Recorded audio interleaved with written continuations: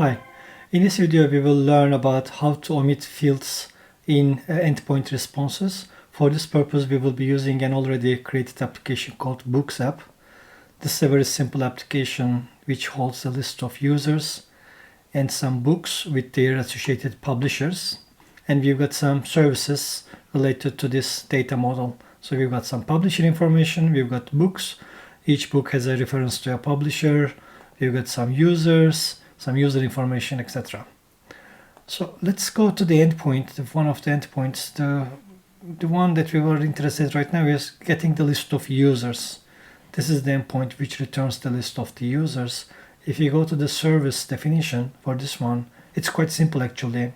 We do a pagination and this basically fetches users from the database, also returns the count information, and basically that's it, and sorts the users by their join date, descending order. So let's test this thing, how it works. Okay, let's go to get users. This is the endpoint that we're interested in. Let's run this thing. Okay, as you can see, we've got 978 users in the database, and this returned the first 10 of them. If you look to the information for the users, you can see that the first name, last name, password, full name, etc. One thing you might be interested to omit is the password field, right? There is a password field here, which is encrypted. Okay, it's an encrypted text field, but it doesn't make much sense to return this value in our endpoint response, right? Even if it is an encrypted value. So what we can do?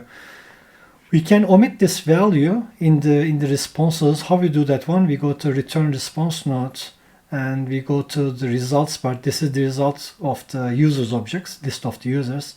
If you click on this one, then I can select the fields that I would like to omit in my response.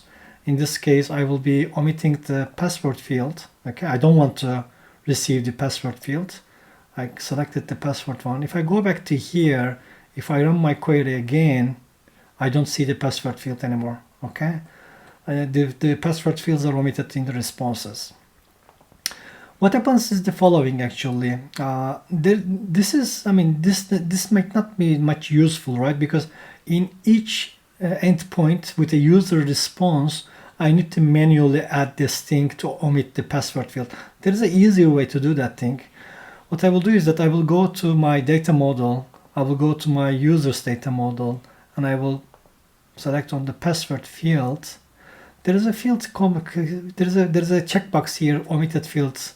So if I check this one, by default, I'm changing the data model, okay? And I'm making the password field by default omitted. So if I go back to my service definition, okay, get users, this is my service, okay? If I go back to here, we need to wait a couple of seconds. Yeah, okay. If I go back to here, as you can see, the password field by default, it's already checked because we defined this field as omitted. Okay. So if I run this query again, I will not see the password field here. That's one thing. The other thing I would like to show you regarding the omitting, another endpoint, another service that I'm interested in is getting the list of the books. Okay, get list of books. This is the service that I'm interested. This is very simple also. It returns some books based on a select query, like the rating more than, let's say, 4.5. The publisher revenue is more than $1 billion. Sorting by the name, ascending order. It's also making a lookup, joining the tables. So joining the books with the publisher and also returning the publisher information, etc. And also do the pagination. If I go back to here, if I look to the books, get list of books, if I run this thing, as you can see, it joined the publisher and provided the publisher information and all the required information. I can also omit fields from the responses. What I can do is the following. For example, one interesting thing, I can omit, if I select, for example, publisher ID, because this is looked up, and this includes the subfields for the publisher. If I click on this one, all the child elements associated with the publisher are automatically also disabled.